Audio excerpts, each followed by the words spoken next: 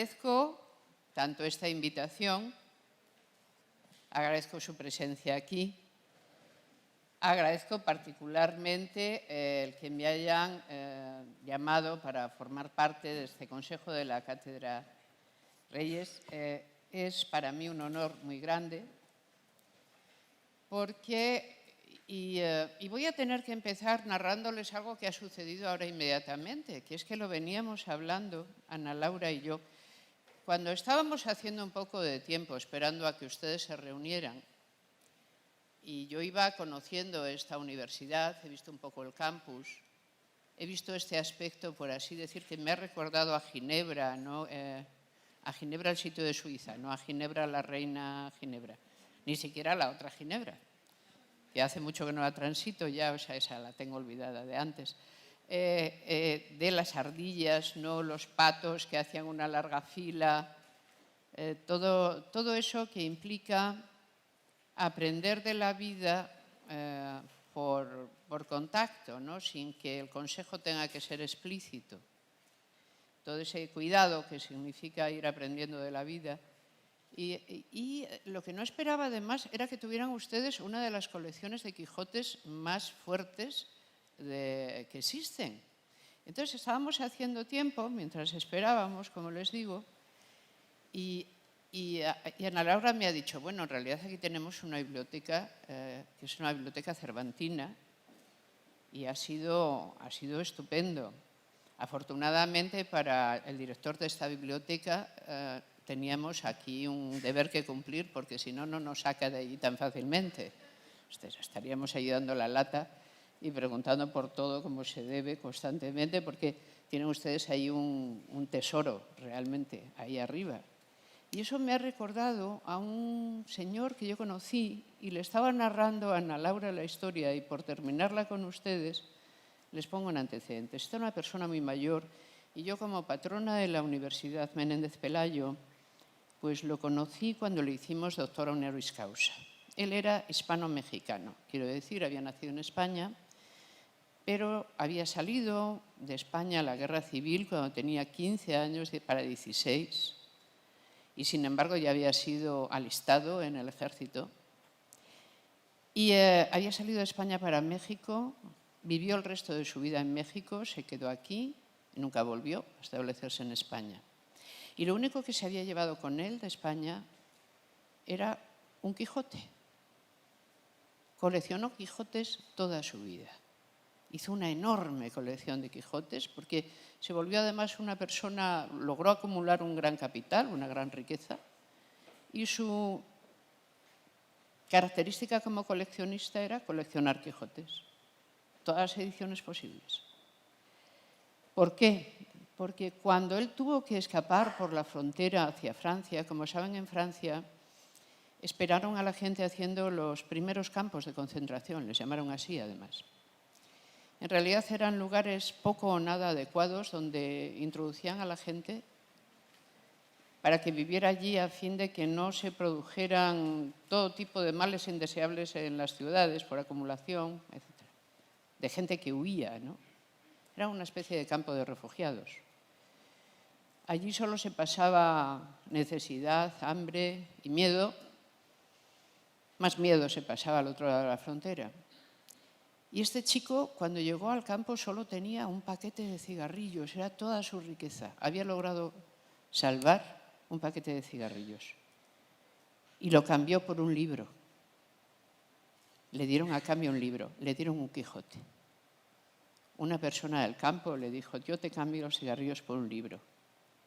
Y él dijo, y aquel libro me salvó la vida. Porque pude leer, pude escaparme de allí con la imaginación, pude tenerla puesta en otra parte y aquello me salvó la vida. Y ustedes se preguntarán, porque me lo pregunto yo misma, ¿y esto qué tiene que ver con los fundamentos filosóficos del feminismo? Digo, si me lo pregunto yo, a fortiori ustedes se lo tienen que preguntar más todavía. Pues tiene que ver, porque en el fondo las ideas políticas que sostenemos tienen que ver con nuestra sensibilidad y con las cosas que consideramos mejores y por qué nos adherimos a ellas. En esto hay que estar con el filósofo Spinoza. Las verdades no nos impresionan porque sean verdades. Esto es, no nos impresionan intelectivamente solo. Nos impresionan en el ánimo.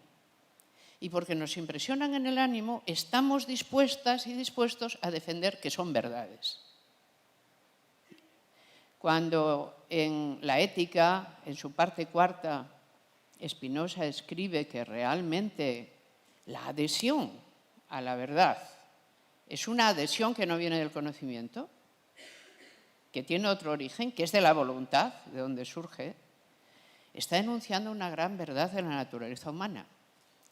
Y nuestras ideas políticas tienen o carecen a veces de esa adhesión. Y yo lo que quiero presentarles ahora es una especie de panorámica necesariamente muy rápida de qué es el feminismo, por qué es pertinente a día de hoy, en qué escenarios juega a día de hoy y en qué sentido todos nosotros, todas las personas aquí presentes, aunque no se crean especialmente feministas, lo son. Esto último es lo más difícil, pero creo que voy a ser capaz de conseguirlo. Verán, el asunto es, en lo que sí estarán de acuerdo es en lo siguiente. Si planetariamente consideramos nuestras sociedades, una sociedad como la mexicana o una sociedad como la española, observaremos que nos parecemos bastante más entre nosotros que, por ejemplo, cada uno, yo qué sé, comparado con China. Tenemos una larga serie de contenidos en común que no son solo la lengua. Si yo me puedo encontrar arriba una biblioteca cervantina, evidentemente es que tengo un puente enorme aquí, que ya está establecido. Un puente de identidad compartida muy fuerte. La lengua es uno de estos puentes, no es nada desdeñable. Y pensemos además que la lengua que utilizamos, el castellano, la lengua de Castilla, es al fin y al cabo la tercera lengua mundial. Es decir, tenemos el chino, tenemos el inglés y luego va realmente la lengua que nosotros hablamos. O sea, no es ninguna cosa de despreciar ni de tener en poco manejarse en una de las grandes lenguas planetarias.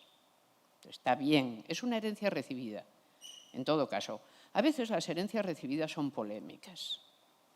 Y a mí me consta que la herencia española en toda Hispanoamérica es una herencia polémica. A veces hay periodos donde es más polémica y hay partes de mayor aquietamiento. Pero es así siempre cuando unas cosas han salido de otras. Yo últimamente estudio sobre todo la relación que guardan entre sí los monoteísmos, los tres grandes monoteísmos. Y realmente, vaya, si es polémica esa herencia. Cuando hablas con rabinos te das cuenta hasta qué punto aquello es difícil y si pretendes hablar con imanes la cosa todavía resulta más complicada. Las relaciones que digamos es de dónde proviene algo y dónde se ha hecho siempre tienen una parte que está siempre en trance de negociación. Pero si mantenemos un idioma común, tenemos gran cantidad de sobreentendidos, tenemos una memoria de ideas compartidas, tenemos sobre todo una estructura relativamente reciente que nos hace pertenecer, por así decir, al mismo campo de acción. Y esta estructura es la democracia como sistema político. La democracia como sistema político es lo que hace que sea pertinente hablar de feminismo. Quiero decir con ello que es impensable algo que sea una democracia y no contemple al feminismo como una parte de su acción público-política, porque pertenecen al mismo discurso político de sentido, aquel que nace en la modernidad como abrogación de las sociedades tradicionales. Un discurso que nace en principio en la Europa barroca, en el momento en que toda una manera de dar sentido al mundo se está yendo hacia el horizonte. ¿Cuál era esta manera? La conocemos porque también todavía la mantenemos. Lo estrambótico pero admirable de nuestras sociedades es nuestra capacidad para mantener discursos de sentido más antiguos y más modernos a la vez, sin buscar la colisión entre ellos, sino manteniéndolos como no coherentes, pero no compitientes. Me refiero a lo siguiente, les voy a pedir que hagan un esfuerzo de imaginación histórica y que se pongan ustedes en el siglo XVI, en Europa. Si se ponen en el siglo XVI aquí, no, empiecen antes, o sea, esto está todavía en territorio, no se sabe muy bien, pónganse un poco antes y pónganse en Roma, en la ciudad de Roma, un centro de peregrinación importante, el más importante, puesto que los lugares de Tierra Santa no son accesibles. Entonces, Roma es el mayor centro de peregrinación. Después de Roma, Santiago de Compostela. Uno en el centro del mundo antiguo, el Imperio Romano, otro en el profundo occidente de Europa, apuntando a un terreno, a un territorio del que todavía no se conoce ni la existencia. En Roma y en 1512.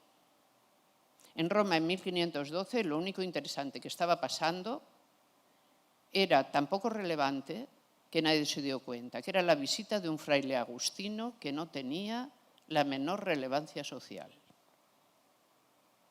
Un fraile agustino que había ido a Roma a peregrinar para obtener indulgencias. ¿Para qué se necesitaban?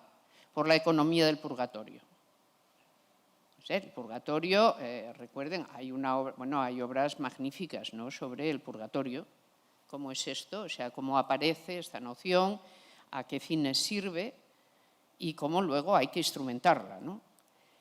La economía de las indulgencias realmente era muy importante, pero no solo era importante para la Iglesia romana. Era importante para la economía espiritual del propio Occidente, la idea de continuidad. O sea, ¿tú por qué has de comprar indulgencias? La gente no adquiría normalmente indulgencias para sí mismo, sino para sus padres o para sus familiares, como una muestra de piedad. Tú no quieres que tus difuntos ardan en una especie de infierno sobrevenido, quieres que salgan. Entonces tú demuestras tu piedad filial, haces la peregrinación, consigues indulgencias.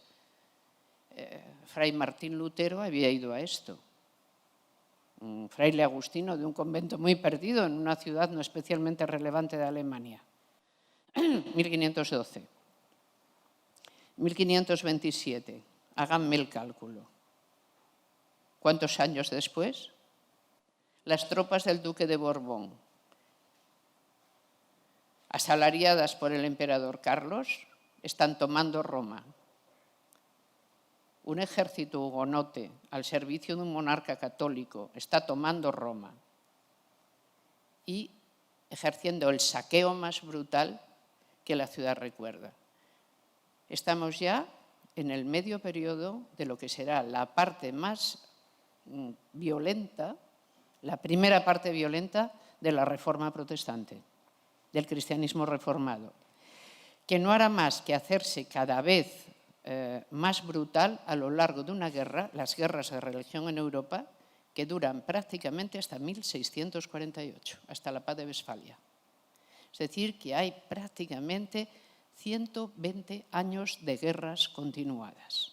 Guerras de una crueldad tan grande que nadie conocía otras. ¿Por qué acaba de ser prevalente la explicación religiosa del mundo? Se puede decir, y esta es una manera de verlo, porque aparece la explicación científica y entonces la abroga. Dice, ¿y por qué tardó tanto en aparecer? ¿No tuvo que suceder algo más para que una explicación alternativa pudiera aparecer? ¿No tuvo que deslegitimarse el mundo previo para dejarle hueco? ¿Cómo se deslegitimó? En las guerras de religión.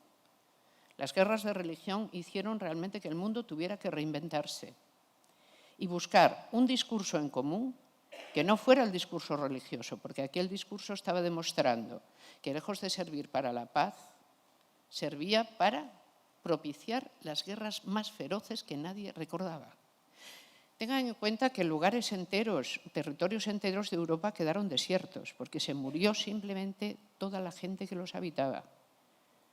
Que la gente llegó a comerse a sus hijos, a desenterrar a los cadáveres para poder comer. O sea, que todo parecía estarse deshaciendo y que era la religión la que lo estaba provocando. Ahora se nos hace difícil imaginarlo, pero piensen ustedes en un estado tan virulento como a veces se pone actualmente el Islam en algunos países. Piensen a qué punto de ferocidad puede llevar un enfrentamiento religioso entre chiíes y suníes. Les pongo como un ejemplo actual. Pues bien, esa fue la experiencia de Europa. ¿Cómo salió de ella? Traumatizada y profundamente cambiada. Traumatizada, profundamente cambiada. Había que buscar realmente unas nuevas bases.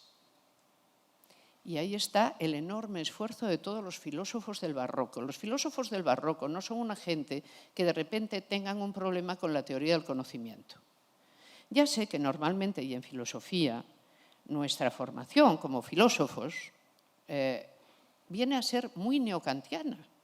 Y entonces casi siempre, a mí al menos me ocurrió, nos cuentan la historia de las ideas como surgida de un particular anhelo de querer exactitud en los pensamientos. ¿Qué guía Descartes? Pues las ideas claras y distintas. ¿Y por qué hay que tenerlas? Porque Descartes era muy así. Dice, y Locke pues también le gustaba esto de la cosa empírica. ¿Y por qué? No sé, porque le daba el carácter. No, o sea, apeémonos un poco del nivel epistemológico, miremos un poco qué estaba pasando. ¿Cómo no va a buscar seguridades un mundo que las necesita y las necesita para poder reordenarse de nuevo? ¿De qué podemos estar seguros? ¿Qué es lo que es exacto? ¿De qué nos podemos deshacer? ¿Cómo debería estar fundada la convivencia? ¿Qué sería más justo y más sostenible que otra cosa? Y vemos cómo todos los grandes filósofos barrocos van montando las categorías de lo que luego vamos a llamar modernidad, con todas las ideas que nos han hecho heredar. Sin las ideas que nos dieron Descartes, Spinoza, Hobbes, Locke, incluso Leibniz, sin eso no nos podríamos ni expresar, a no ser, claro, en los quehaceres cotidianos. Pero si intentáramos sin su vocabulario articular simplemente pasa esto, ocurre qué, en la vida pública, no tendríamos vocabulario, nos lo dieron ellos. Porque tuvieron que, como titanes, volver a pensar desde abajo, yendo al fundamento, al mero fundamento, cómo estabilizar y proponer una vida humana sobre bases distintas que no fueran las creencias religiosas compartidas. Y nuestros sistemas público-políticos nacen de ese esfuerzo. La democracia, muchas veces lo decimos, y hacemos bien, por eso les decía, mantenemos versiones diferentes y no compitientes. La democracia, decimos, es una cosa que nace en Grecia. La democracia griega y nuestra democracia no tiene casi nada que ver. Las democracias griegas fueron muy importantes para los pensadores del siglo XVII y XVIII, que dijeron, a imagen de las democracias griegas, podría pensarse un sistema político que contuviera tales y tales especificaciones. Pero verdaderamente las democracias griegas, primero, eran democracias del privilegio, entre 100.000 personas, 2.000 ciudadanos, eran democracias sexistas, ciudadanos, solo los ciudadanos, esos 2.000, sus 2.000 esposas, no. Y eran además democracias sorteativas, no eran meritocracias. No era que nos gobierne el mejor, ya sé que eso pocas veces ocurre, pero está en el libro.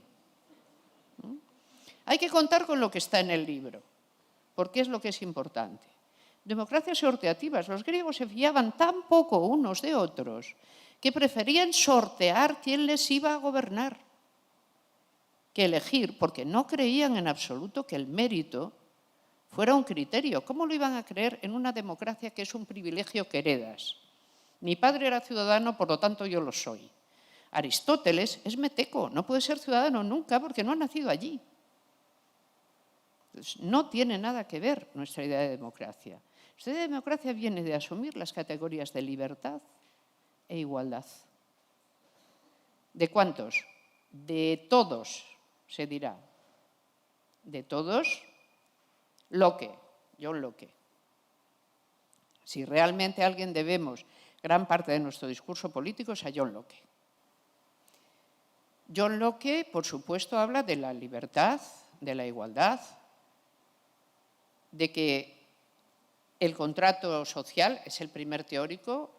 Hobbes lo hace antes, pero quien lo especifica en condiciones es Locke, que hay un contrato, que realmente en la sociedad existe cuando se contrata la ley y que la ley se puede contratar porque quien la contrata es libre y es igual a otro y que por eso la ley tiene derecho de vigencia, porque la hemos admitido en el contrato originario. De nuevo, puede ser que no todas las leyes pase eso, pero nunca olviden lo que está en el libro, que es muy importante. John Locke, que hace todo esto y que todavía cuando leemos realmente sus textos es de una claridad y luminosidad que te regenera el espíritu. John Locke tiene acciones en una compañía negrera que está importando negros de Guinea.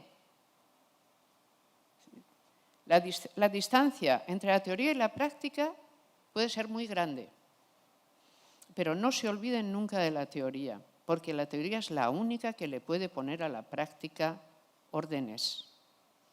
Si simplemente nos fiamos de la práctica, la conclusión sería la humanidad lo ha hecho todo más o menos siempre, más o menos mal y parece que no va mejorando. Por eso la teoría es importante. La teoría, ya lo descubrió Platón, nos refleja la esencia del mundo. Y realmente la esencia de la democracia es una ciudadanía informada que es libre y que cree en la igualdad de todos. Y que además piensa que esa es una verdad inatacable. Yo no sé a ustedes, pero a mí, por ejemplo, y aunque nos quedan encima y a veces no les tenemos demasiada simpatía, cuando leo la Declaración de Independencia de los Estados, no puedo dejar de emocionarme. Cuando yo leo todos los hombres nacen libres e iguales y permanecen, porque es asombroso que eso se declare y se diga.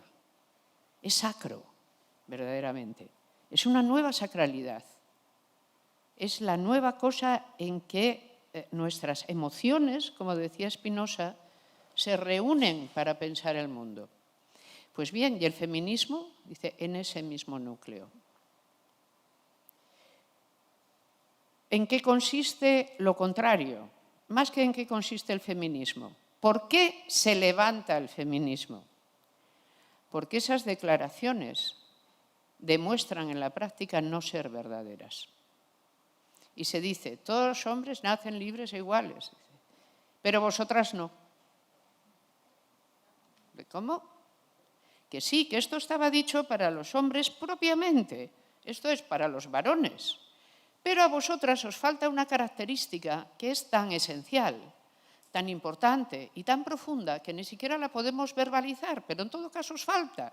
Y como os falta, tenéis que quedar excluidas y reducidas a otra ley. ¿Cuál? La ley más antigua de la obediencia.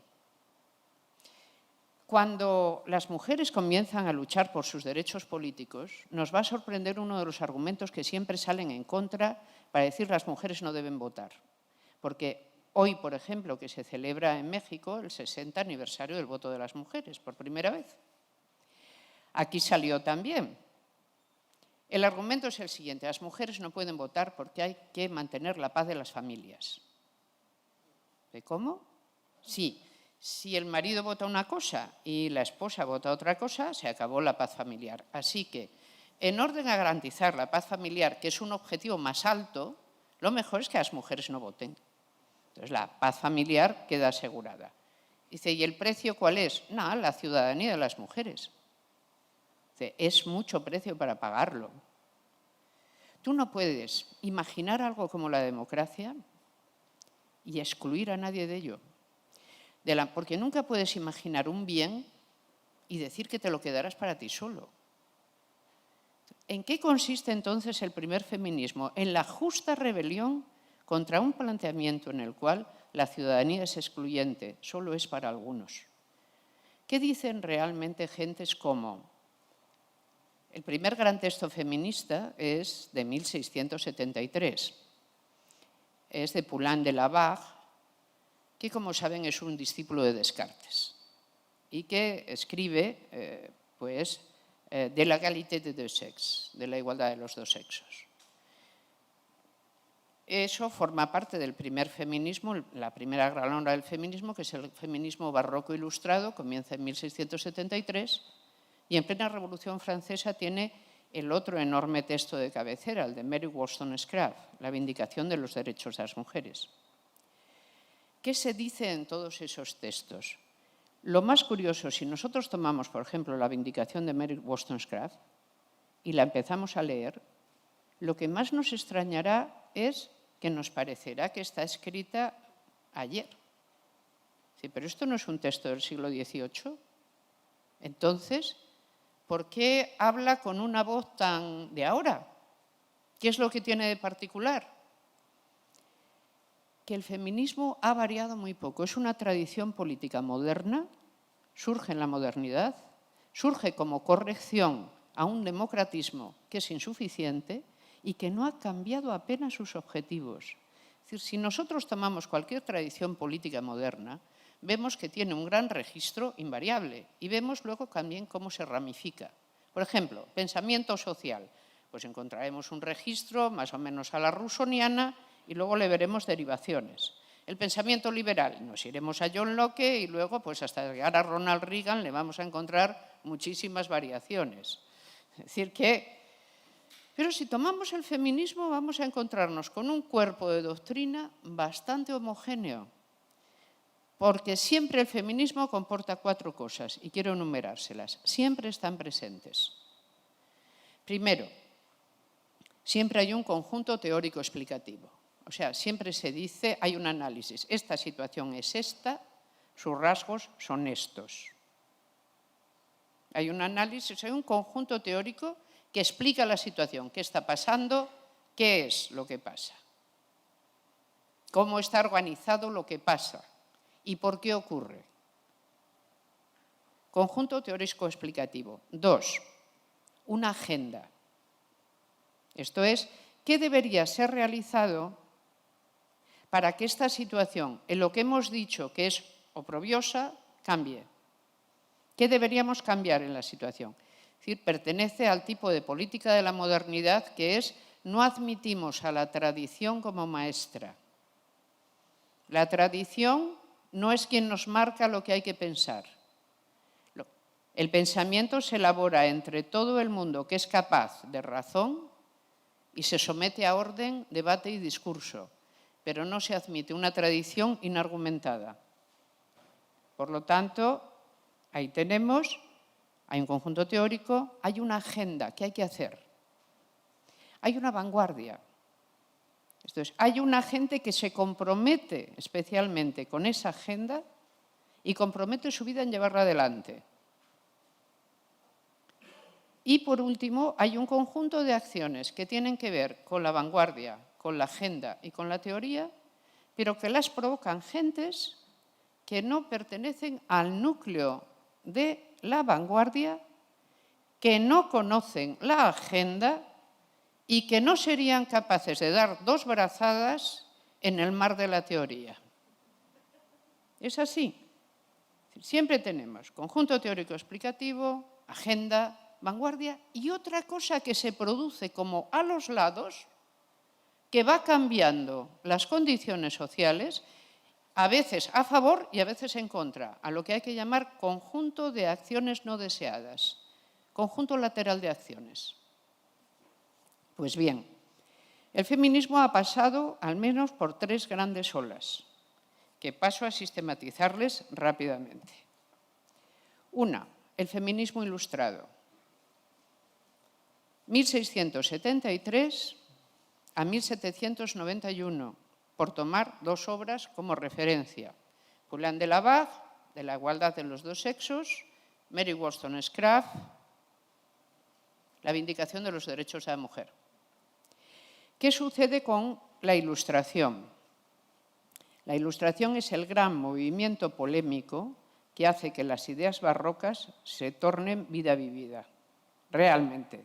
O sea, que la gente las empiece a asumir como propias.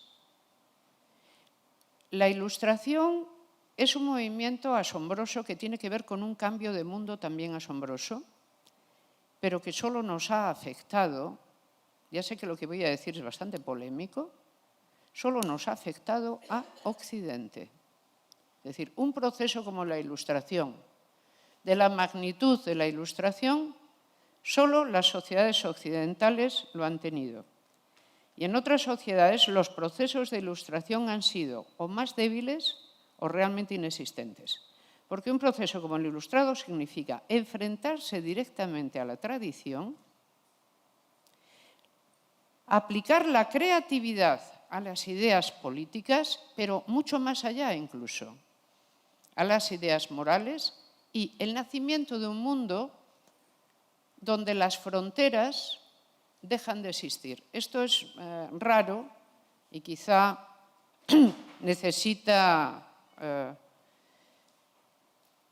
una idea ilustrada típica, es la existencia de un lugar al que llaman la República de las Letras, si recuerdan.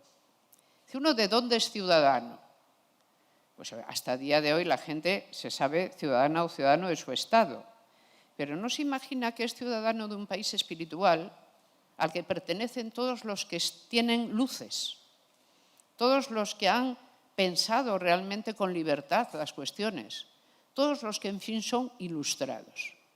La Ilustración tiene por otro nombre el siglo de las luces. ¿Qué son las luces?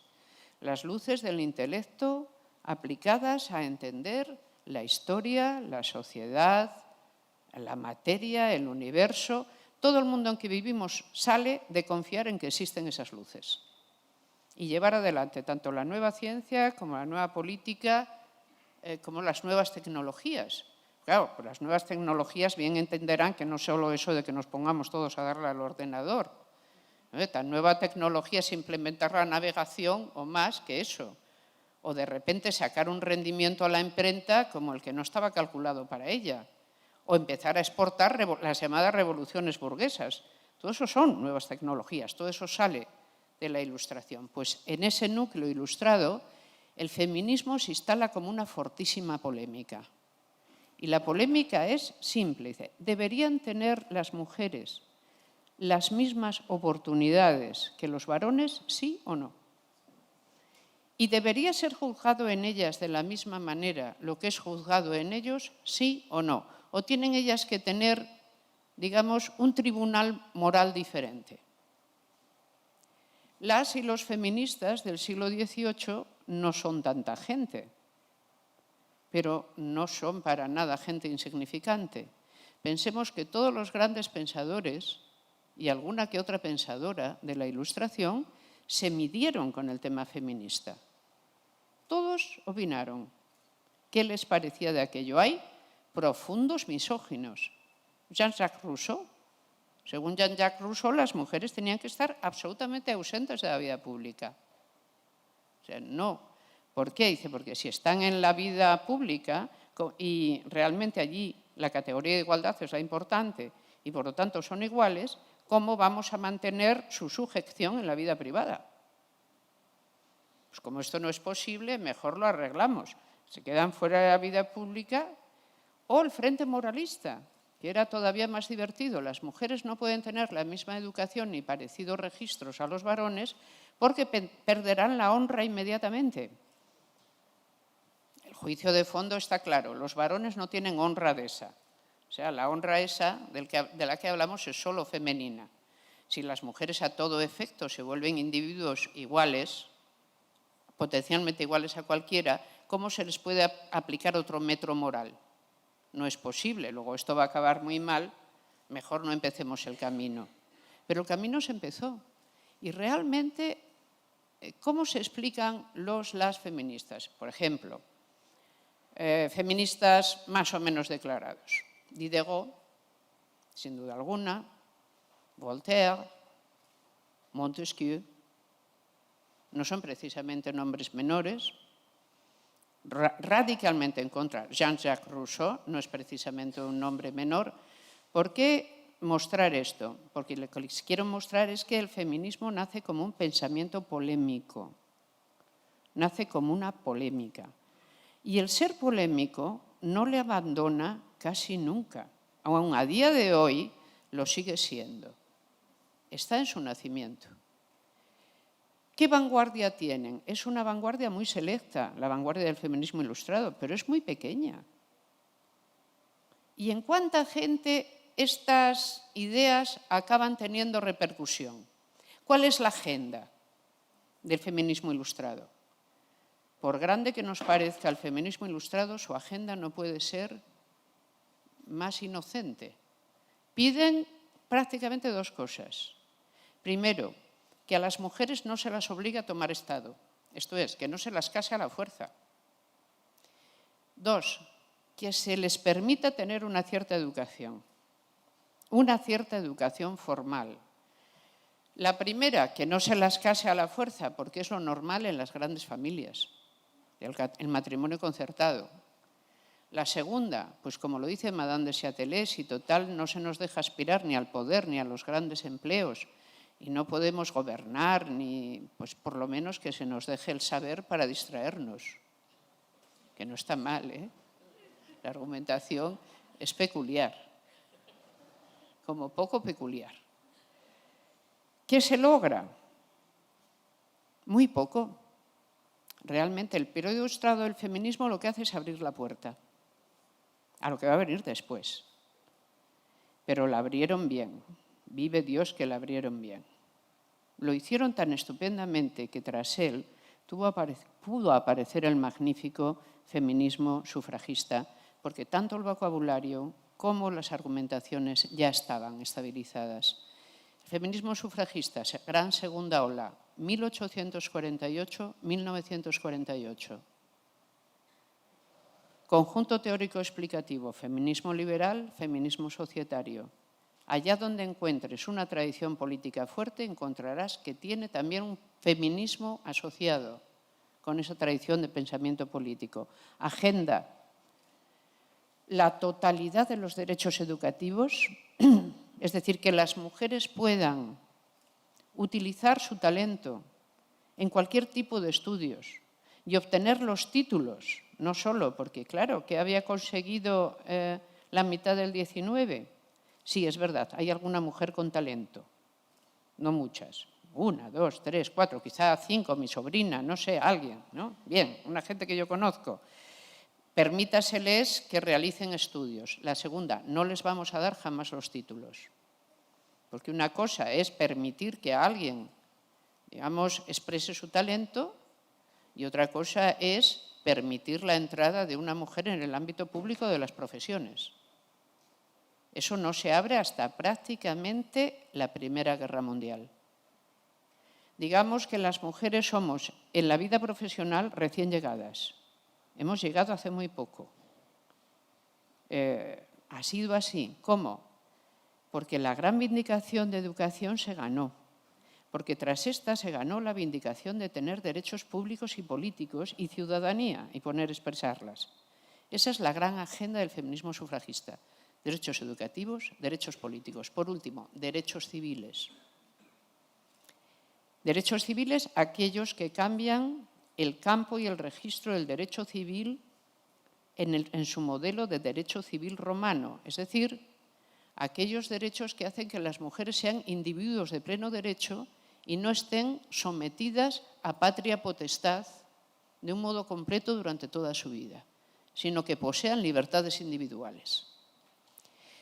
Cuando esta agenda triple de derechos educativos, derechos políticos y derechos civiles está más o menos conseguida, es a finales de la Segunda Guerra. Y de las filas feministas saldrá la Declaración Universal de Derechos Humanos.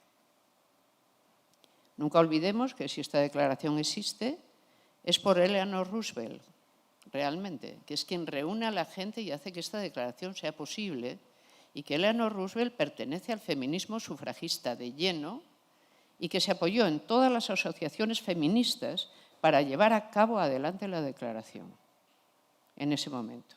Igual que se apoyó en naciones, en ese momento las naciones hispanoamericanas fueron especiales aliadas para poder hacer una declaración de esta naturaleza.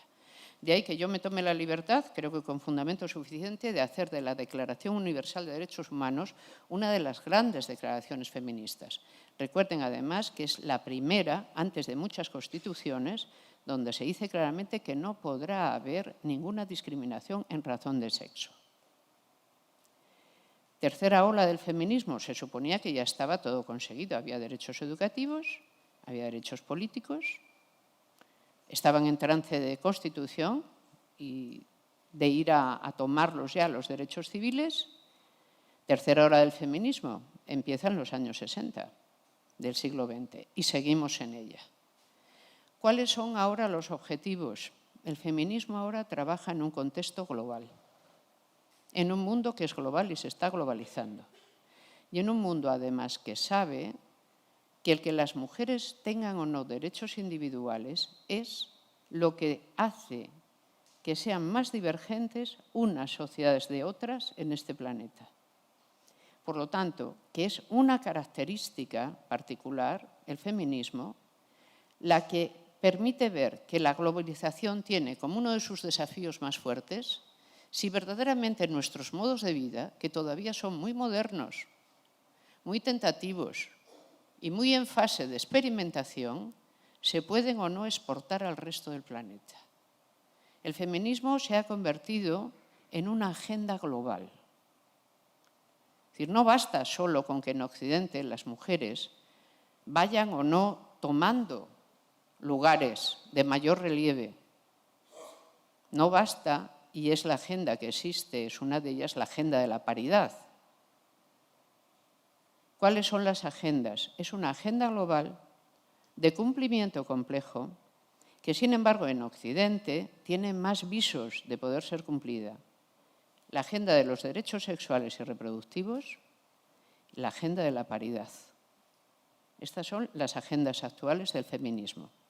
Ahora me toca ir ya recogiendo, porque ustedes tienen también, yo quiero que ustedes me cuenten en fin, quiero que mantengamos un diálogo.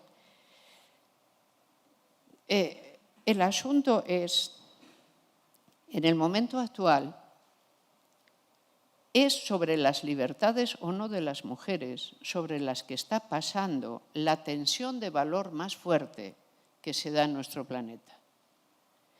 Todo el mundo dirá que nuestras sociedades se están volviendo homogéneas e incluso alguna gente que es más romántica dirá que es una pena que esto ocurra porque se encuentra uno en la misma cafetería aquí que en Pekín, lo cual, por lo visto, es una cosa tristísima que nos tiene que hacer lamentarnos de cómo está el mundo. A mí esto no me parece particularmente mal. Ya les voy por delante diciendo que no me parece que el mundo haya perdido interés porque nos encontremos cafeterías parecidas en los sitios. Para nada. El mundo sigue siendo, desgraciadamente, demasiado interesante. Recuerden la maldición china. Ojalá en tu próxima reencarnación nazcas en una época interesante. Pero las épocas interesantes son de cuidado. El mundo sigue siendo demasiado interesante, tiene muchas tensiones. Y se nos puede decir, la mayor parte de las tensiones del mundo son económicas. Y no negaremos la mayor, no diremos, no, no es verdad. Claro que la economía tiene un gran papel en todo lo que ocurre. El marxismo nos enseñó a ver esto y lo tenemos que seguir viendo, que no podemos simplemente coger y liquidar toda la visión económica de las sociedades y tener una visión idealista. Pero muchas de las grandes tensiones no son solo económicas, son tensiones de valor. Son tensiones de lo que las sociedades consideran que está bien y lo que no. ¿Y por qué? Y solo nuestra sociedad considera, y no toda ella reunida todo el tiempo, que las libertades de las mujeres son una cosa que está bien, que es buena. Lo considera así porque esto forma parte del núcleo más fuerte del fundamento de la democracia y de las teorías políticas que la han hecho surgir y que la mantienen viva, junto con nuestra acción diaria y constante, donde somos demócratas desde que nos levantamos hasta que nos acostamos. Y ustedes dirán, pues yo no me doy cuenta de haber sido demócrata hoy por la mañana especialmente. ¿Han arreglado ustedes su cuarto? Más o menos. Pues por raro que les parezca, es un ejercicio de democracia. La idea es nadie tiene que llegar detrás de ti a hacer tus cosas. La ciudadanía es una cosa que hay que llevar vestida y sostenerla todos los días con detalles muy pequeños. No tiro un papel al suelo. ¿Por qué? Porque nadie tiene por qué venir a recoger el papel que yo tiro. O sea, yo soy responsable de todas las cosas que voy haciendo. Y ser demócrata consiste en gran parte en respetar el tiempo ajeno y la disponibilidad ajena. Y respetar al otro cuando es menos que nosotros, en cualquier sentido, que sea menos. Y dirigirse a él en el lenguaje de la igualdad, todo el rato. Todas estas son unos enormes fundamentos éticos del que nosotros hacemos vida vivida todos los días. Pues bien, el asunto es, ¿esto es exportable a todo el planeta, sí o no? En los años 60, la gente aquella que se lió en la idea del 68ista de, bueno, vamos a cambiar el mundo, creía que la resistencia a cambiar el mundo venía de una política muy negativa que no quería cambiar las cosas. Ahora más bien nuestro temor es que aun queriendo cambiar las cosas no sea tan fácil poder hacerlo. Que no sea tan fácil, después de todo, cambiar inercias tan largas, tan profundas, tan fuertes. ¿Dónde juega el feminismo ahí? Tiene una agenda global, les decía, y tiene problemas globales. La agenda global necesitaría instituciones globales muy fuertes que permitieran hacer políticas globales. Y ya sabemos que ese es nuestro defecto mayor. Es decir, tenemos problemas que son planetarios. ¿Dónde están las instituciones planetarias que les podrían poner remedio? No, tenemos una cosa ahí que sirve simplemente, es un foro para que la gente antes de matarse directamente lo hable. Bueno, mientras tanto, bueno, está bien, ¿no? Está francamente bien. Imagínense esto sin la ONU.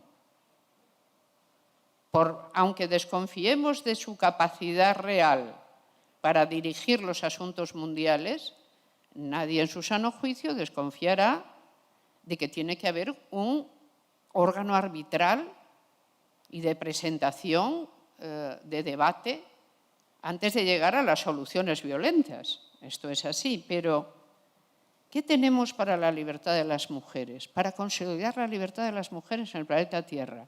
Tenemos sociedades todavía regidas por el concepto de tradición a tope, donde la idea de que podamos inventar algo distinto, aunque ya lo tengamos inventado, porque vean, es muy diferente decir podemos inventar que ya lo inventé, mire cómo es. Quizá con un ejemplo un poco molesto esto se entienda muy bien. Con estas cosas mías de la investigación en los monoteísmos y demás, me he pasado parte de septiembre en Suecia, porque me importa mucho el problema de qué pasa con las comunidades, las sociedades multiculturales. Es un problema que en particular aquí no existe de la misma manera, pero que en Europa puede convertirse en un problema acuciante por la gran migración del norte de África, de Oriente Medio, que hay en algunos lugares. Entonces, estaba en Lund, que es una de estas ciudades universitarias suecas muy hermosas, y visité la Catedral de Lund, que es una bellísima catedral románica del siglo XII, bellísima, con una enorme pulcritud, un templo hermosísimo, y en uno de sus brazos del crucero tenía una pila bautismal muy antigua, también románica, y se estaba ejerciendo un bautismo, estaban bautizando a un sueco nuevo que tenían por allí. Lo estaba bautizando una cura. Yo entiendo que el Papa Francisco se preocupe y diga que hay que encontrarle a la mujer, o a las mujeres, casi preferible, un nuevo lugar en la Iglesia. Lo malo es que no hay que inventarlo, ya está previsto. Dice, vete a Lund, allí ya saben cómo se hace. Dice, no tienes que reunir a 400 teólogos, de verdad. O sea, esto es fácil, es lo que hay que hacer, solo hay que ir al Lund, queda ahí arriba, a 2 horas de avión. No es de mente aquí lo que hay que solucionar, es otra cosa. Hay que librarse de un horrible prejuicio. Veamos cómo. Lo levantamos, ¿no? Entonces, no hay que inventar cuando una cosa ya está inventada. La libertad de las mujeres ya está inventada en Occidente. Pero a cuánta gente fuera de Occidente esta invención no le gusta, hasta el punto que digan, no quiero vivir en una sociedad como esa, no quiero que mi sociedad se transforme en algo como eso. No me gusta lo que veo allí, precisamente porque está inventado y sé lo que es. Entonces, la libertad de las mujeres es en este momento realmente el lugar por donde está rompiendo. Si no logramos superar atavismos y miedos a ella, por donde está rompiendo la capacidad de establecer un núcleo civilizatorio común. No es el problema de la cafetería lo que nos separa, ni es el problema del capitalismo salvaje lo que nos separa. Cualquier país es muy capaz de hacer capitalismo salvaje. El dinero tiene el gusto de no tener casi nunca patria. Nos están separando valores. Pero los valores no son unas cosas abstractas que viven en nuestra cabeza, son prácticas. Si ustedes están sentados, mujeres y varones juntos, eso es un valor. Es una práctica corriente. Si se van a determinados países, eso no es ni siquiera posible, porque no lo consideran deseable que esto ocurra. Si ustedes se educan en la misma aula, eso es un valor. Es decir, lo que intento transmitir es los valores no son entidades ideales, son las cosas que hacemos. Y las cosas que hacemos en Occidente prueban constantemente que con mayor o menor fe creemos en la igualdad entre varones y mujeres.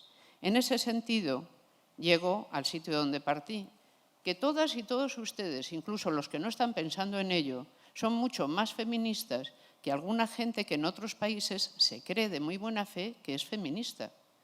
Porque ustedes lo son de un modo, por así decir, que no necesita ser reflexivo. Ustedes simplemente lo ponen en práctica.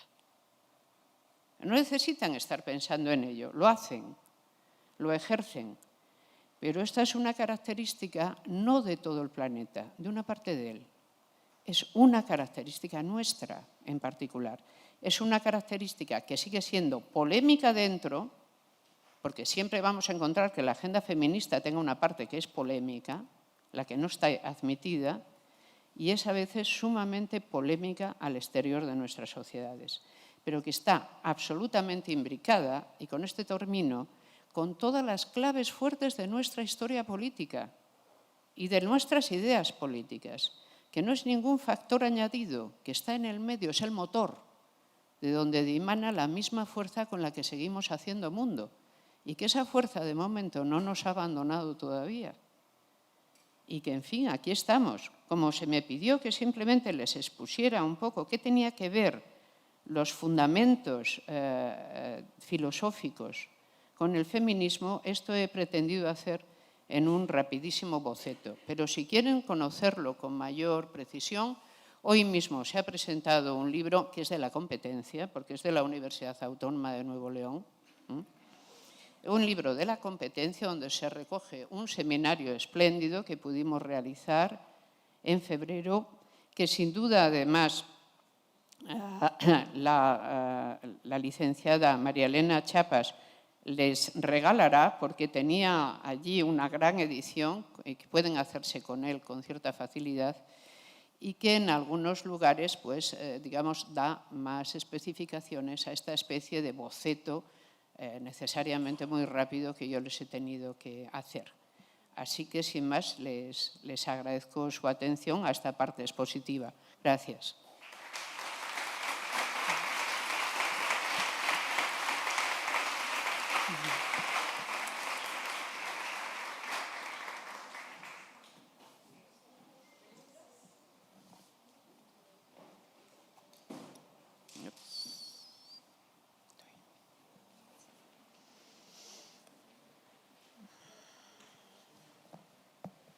Sí, buenos días. ¿Me escuchó? ¿Me escuchó? Sí. Sí. Buenos días. Me quiero salir un poquito del tema de su exposición para Pero entrar... si apenas hemos entrado y usted ya quiere salir. Yo sí. Para entrar en un tema actual y a mí me parece muy importante y grave de lo que está pasando en el tema del feminismo en Latinoamérica. Concretamente en nuestro país, en países como Guatemala, Honduras y Nicaragua, donde hay pues una violencia muy grave, una especie de feminicidio. Entonces, mi pregunta sería, ¿qué opinión le merece esto que está pasando en nuestros países? Yo creo que la opinión de cualquier persona sobre la violencia que se ejerce contra quien no puede devolverla no puede ser más que una. Pensemos, ¿qué es lo que marca la violencia masculina como absolutamente ilegítima? Que se ejerce porque no puede devolverse. ¿Pensamos que la violencia masculina sobre otros varones es ilegítima? No, pensamos que es deplorable. Pensamos que no ha de hacerse.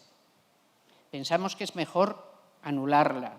Pensamos que es mejor acostumbrar a los varones, a ser posible, a no pelearse entre sí y arreglar lo suyo de otra manera.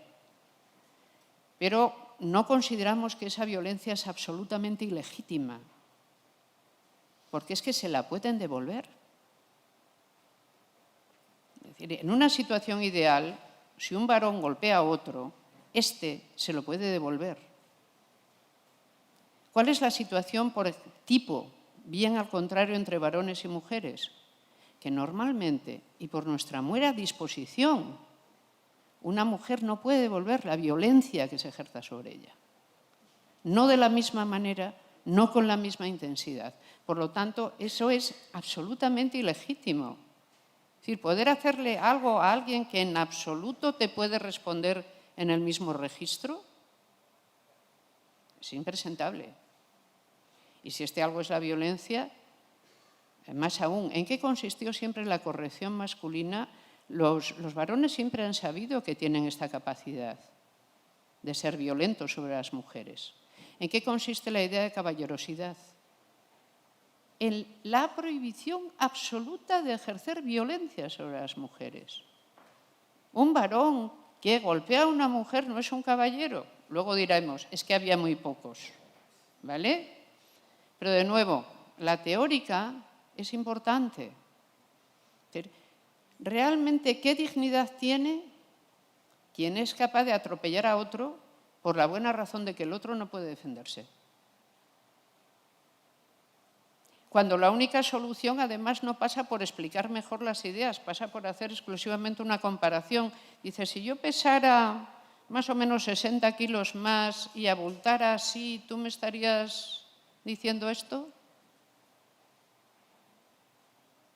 Entonces, cuando esta violencia, además, ¿qué es lo más repugnante, los casos más repugnantes? Cuando no solo se da la ilegitimidad de la violencia, el atropello, sino que el Estado no lo para. Porque estamos pagando al Estado para que resguarde nuestra ciudadanía, para que la haga verosímil, para que nos permita ejercerla. Y por lo tanto, es deber y responsabilidad del Estado guardar nuestro espacio de igualdad. Guardar nuestro espacio de igualdad, porque tenemos derecho a él. Guardarlo de las intromisiones del atropello. La agenda es una agenda dolorosa esta, la agenda de la violencia, pero no es una agenda puntera. Pertenece al mundo del pasado, aunque suceda ahora. Pertenece a lo que ha pasado siempre. No pertenece al mundo que queremos inaugurar. Aún así es una agenda presente. Pero es muy doloroso. ¿Cómo no? Por ejemplo, fíjense en India. En India las mujeres, pero también los varones, empiezan a revolverse contra la violencia terrible que soportan las mujeres constantemente. Porque es una de las más pesadas del planeta, la que existe en India. ¿Qué tenemos que opinar de ello? Pues no es igual luchar por la paridad en los grandes medios de comunicación que luchar por el cese de las violaciones en los autobuses. pero las dos cosas están en la agenda. Una, porque pertenece al pasado. No había autobuses, pero ya había violadores. Y la otra, porque pertenece al futuro de una sociedad más justa, que las mujeres convenientes o méritos suficientes tengan en los medios y en la opinión la relevancia que merecen. Contamos con muchas agendas a la vez y además en cada país del mundo la agenda está abierta por una página diferente muchas veces. En algunos lugares es la agenda que no te casen. En Arabia Saudí, por ejemplo, en Yemen, en Afganistán, que no te vendan con 9 años y tu marido te mate el día de la noche de bodas porque tienes 9 años y te ha desgarrado y te vas a morir desangrada. Es que pasan cosas de muy diversa naturaleza en este mundo. Pero ¿qué tenemos que saber? Primero, tenemos que saber la agenda del día de hoy, la que es. Y después, realmente encontrar las vías de propiciar que esas terribles herencias onerosas desaparezcan. ¿Cuál es uno de los fuertes enemigos? El relativismo cultural. Hay un enemigo en la teoría, es muy importante, es el relativismo moral y cultural. Es la idea de que cada sociedad es muy perfecta y que no necesita aprender nada de otra.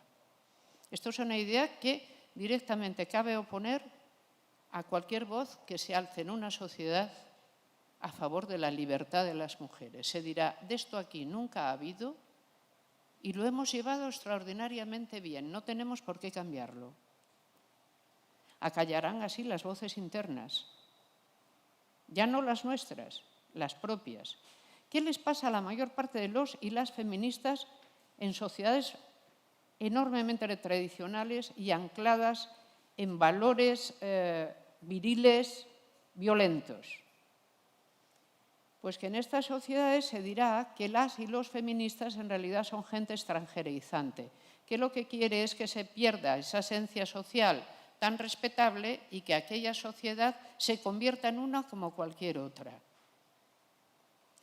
Lo cual no nos extraña nada porque fíjense que cuando el feminismo francés en el siglo XIX empezó a ir bien, e inmediatamente el feminismo alemán también empezó a ir bien y el británico empezó a ir bien, en la Alemania de Bismarck salió la siguiente idea. El feminismo es una cosa que han inventado los franceses para debilitar a Alemania y debemos oponernos a él con todas las fuerzas. Es la acusación de que está a favor del enemigo externo quien plantee críticas internas en la sociedad. ¿Por qué? Porque como el feminismo está inventado y en otras sociedades ya lo hay y resulta que hay fuertes resistencias a tomar ese camino, ¿cómo me deshago de mi propia oposición? Diciendo que en realidad sirve a intereses extraños. Es así. El feminismo español, por supuesto, se dijo también cuando empezó en sufragismo español hacia 1880-90 ya tenía cierta relevancia y la idea era, estas son ideas importadas del exterior que aquí no las necesitamos. Yo no sé si aquí le sucede, me imagino que sí, porque esto es universal. Cada vez que alguien propone un cambio, y sobre todo si este cambio realmente cambia, altera bastante algo tan fuerte como es la base de aprecio entre los sexos, se puede recibir con mucha desconfianza. ¿Por qué le tenemos menos desconfianza ahora en Occidente? Porque lo hemos ido probando y sacamos en conclusión que es que vivimos mucho mejor ahora que antes. Es decir, que hemos sacado una conclusión rara, pero que expresada brevemente puede decirse de este modo. El machismo mata, eso es evidente, empobrece y además atonta. Atonta, vuelve tonto y va por este orden. Es decir, el machismo es una cosa bastante mala porque mata. Generalmente donde está bien asentado no son sociedades que tengan mucha viabilidad creativa, empobrece y atonta bastante. Esto último ya es opinable, pero yo estoy sumamente convencida de que es verdad. Casi nunca he conocido a alguien que fuera francamente muy machista, varón y mujer, que los hay de ambos, Es decir, un sistema de valores se comparte por todo el mundo. No sucede que solo los varones tengan tales ideas y solo las mujeres tales otras. No, los sistemas de valor funcionan porque son compartidos, porque incluso a quien le viene mal comparte los valores, obviamente.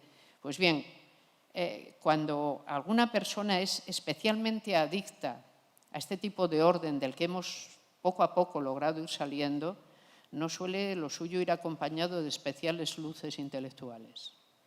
No quiero decir nada malo, excepto que las luces las tenemos en bien y por lo tanto carecer de ellas no está bien visto, pero una cosa como así, por no meterse en más dibujos. A tenor de la respuesta se darán cuenta de que solo queda tiempo para otra pregunta. Es que a mí lo peor que se me puede hacer es preguntarme. Conozco a alguien peor, es la Premio Nobel de la Paz, Shirin Ebadi. Cuando toma la palabra, un día quizá podamos hacer una competición, cuando toma la palabra es terrible, o sea, puede pasar el tiempo y cuando tú la miras y dices, Shirin, ¿cómo lo logras? Y su respuesta, soy abogada. Pues yo tengo aquí el micrófono. ¿Qué tal? Mire, estoy muy contenta de que esté aquí con nosotros. Mi pregunta es compleja en el sentido de que la pensé antes de la pregunta anterior y con toda esta explicación que usted ha dado, pues queda más difícil formular mi pregunta, pero es en relación a esto que usted le llama la agenda de este feminismo actual, que es pues llevar a todo el planeta un tipo de feminismo. Y mi pregunta es en relación a que estoy de acuerdo y me suscribo en casi todo lo que usted dice, pero tengo esta experiencia que es la siguiente. Tengo una amiga diputada que cuenta con frecuencia esta historia en donde ella con presupuesto llega a un municipio de indígenas y entonces quieren hacer alguna reforma a la comunidad. Y entonces ahí se ponen de acuerdo, los varones querían una televisión en el lugar principal, las mujeres querían algo así como para los niños, no sé qué, pero ella, junto con todo su equipo, se da cuenta que las mujeres tienen que caminar 2 horas para ir al río y traer el agua. Y entonces deciden que lo que se va a hacer con ese dinero es poner agua potable y llevar el agua entubada, queriendo ayudar a las mujeres. Bueno, todas las mujeres se ponen histéricas porque resulta que ese proyecto justamente les quitaba a estas mujeres indígenas lo mejor del día, que era irse juntas al río, platicar, pasársela bien y regresar. Y entonces esto es como una característica de esta occidentalización que creemos con frecuencia que tenemos una concepción de igualdad a lo que conocemos que queremos exportar y vamos a veces como aplanadoras. Mi otra anécdota es que yo he estudiado con mujeres musulmanas que llevan velo y que ellas, inteligentísimas en los estudios que yo tenía, me hacen ver que no entendemos mucho de lo que ellas viven como libertad de mujeres en sus comunidades. Entonces, todo el tiempo yo soy una luchadora por la equidad y cuando se habla de violencia me duele el estómago igual que a usted, como lo veo. Y no hay nada que dialogar en términos de violencia. Pero la igualdad de sexo en las culturas podría ser mucho más variada de lo que a primera vista aparece en el occidente. ¿Qué piensa usted de esto? Radicalmente no. Verá por qué. Porque esa es precisamente la expresión de la multiculturalidad en su grado extremo y del relativismo. Es decir, si es así, si en cada lugar los valores son los suyos y están ya bien puestos, ninguno tiene o puede competir ni interactuar con los demás, entonces vivimos en un mundo que no existe. El mundo es traslación completa de gente que no para de migrar de una parte a otra, de cambiar de escenario y de cambiar de valores. Las culturas nunca han sido ni cerradas ni homogéneas, jamás. No hay ninguna que se haya mantenido como era. Si hay unas señoras que resulta que les vino muy mal que se les hiciera una traída de agua, estoy convencida de que a mi bisabuela también le vino fatal. Pero si mi bisabuela no llega a tener agua corriente, yo hoy no estoy aquí. Por lo tanto, no puedo pensar en lo mucho que sufrió la pobre el día que dejó de ir con sus amigas a la fuente. Tengo que pensar en otras cosas, tengo que pensar en su nieta, porque soy yo, pongo por caso. Y porque además estoy segura de que si la televisión es tan buena, puede haber una sala donde vean la televisión y se libren igualmente las 2 horas sin necesidad de ir a por agua con un cántaro así que encima se rompe. Ya saben que uno de los problemas en India son los cántaros o no de metal, por la manía que tienen los chicos de tirar piedras a los cántaros que llevan las chicas en la cabeza, en algunas aldeas. No, o sea, si hacemos una foto turística donde lo que pasó una vez nos parece que es relevante para siempre. No es verdad. Nuestras sociedades viven de haber renunciado a una enorme cantidad de tradiciones que hacían a la gente muy feliz, porque para eso están las tradiciones, para que la gente se conforme con la vida que tiene. Nuestras sociedades son innovadoras y abiertas. Otras sociedades lo son menos, quizá, pero no les molesta ir a hacer fatuas en avión en vez de en burro. Es decir, yo voy a seguir haciendo fatuas, que es lo mío. Ahora sí, antes, cuando iba a ver a otros, iba en burro. Ahora voy a ir en avión. Si tanto te gusta la tradición, vuelves al burro. No puede ser. Es decir, no se puede ser tan evidentemente inmoral tomando un argumento. Me gusta no sé qué, pero no me gusta no sé qué. Por lo tanto, tomaré solo no sé qué. Y diré que lo otro no me conviene. No es lo mío. Es una cosa extranjerizante. Va a acabar con mi esencial modo de vida. Sí, esa es la situación y habrá mucha gente que lo contará así, pero está en mí aceptar o no esa versión de los hechos. La multiculturalidad es un hecho. Es decir, que hay gente que planetariamente viene de sociedades diversas, divergentes, con tradiciones divergentes, sí. Que en algunos lugares viven juntos porque las migraciones lo están posibilitando, sí, multiculturalidad. Multiculturalismo, es decir, y eso es maravilloso y no se puede cambiar. Y esas sociedades no deben interactuar entre ellas. Yo puedo admitir que existe la multiculturalidad, pero de multiculturalista no tengo un pelo. Es más, si actúo en mi sociedad, actúo porque creo que es mejor hacer esto que hago que no otra cosa. Si pensara que es mejor otra cosa, la haría. No estoy simplemente obedeciendo a mi tradición. Mi tradición es una tradición reflexiva que me obliga a argumentar cada cosa, siempre que se dé la oportunidad de tener que argumentarlo o la petición de argumentarlo. No vale con decir está escrito aquí, lo pone aquí, siempre se ha hecho así. Y yo estoy orgullosa de pertenecer a una sociedad que lo ha puesto todo en cuestión. Que hay gente que es muy feliz y dice que no entendemos por qué se ponen un pañuelo, pues su gestión de la felicidad compromete a los psicólogos. No es mi problema, de nuevo. El problema es si determinado signo significa inferioridad femenina, porque si lo significa es inaceptable. El problema es si para que una mujer sea decente tiene que llevar ese signo, porque si no, es que significa que es una cualquiera. Los signos significan. Yo no doy por abolida la semiótica. Es una ciencia demasiado reciente como para decir que me desintereso. Entonces, como ven, mi posición, por otra parte, no puede ser más clara.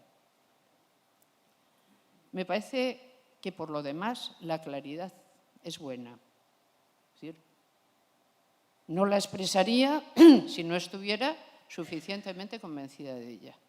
Pero me veo la necesidad de decirle esto que le digo. Radicalmente no. O sea, ni la anécdota me sirve para explicar por qué no debe haber agua corriente en un pueblo, si yo considero que el agua corriente ahorra mucho trabajo innecesario y que el ocio se puede hacer de 1000 otras maneras, ni realmente la segunda me vale para decir que yo he de convivir realmente, y más en mi propio territorio, con formas de vida que suponen, por ejemplo, cosas como el asesinato de honor.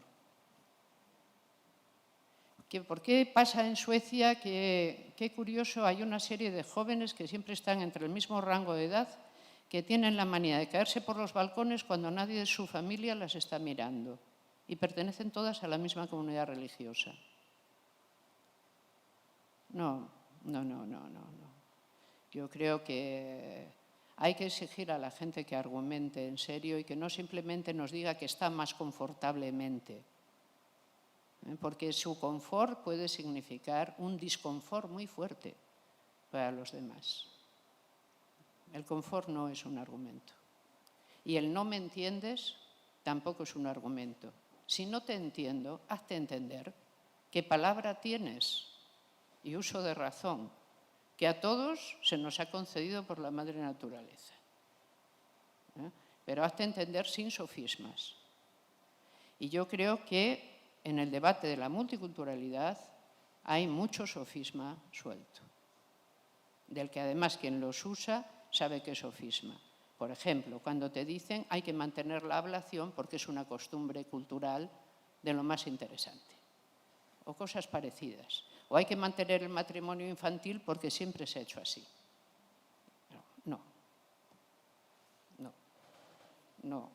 No es nuestro mundo, no es nuestra manera de argumentar.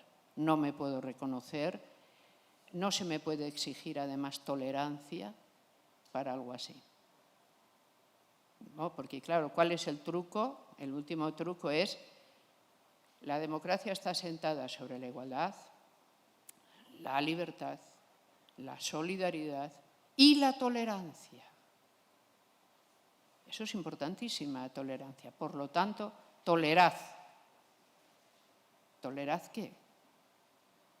Porque la tolerancia es una virtud civil, ciertamente, que precisamente sirve para que no se excedan las confesiones religiosas y se toleren entre sí, pero para que el Estado las proteja a todas, porque ninguna de ellas altere ni la paz civil ni los valores compartidos. Entonces, ahí yo creo que tenemos que hablar mucho más de los valores básicos si queremos un poco poder mirar de frente a la realidad que nos toca. Lamento disentir de un modo tan completo. Lo siento.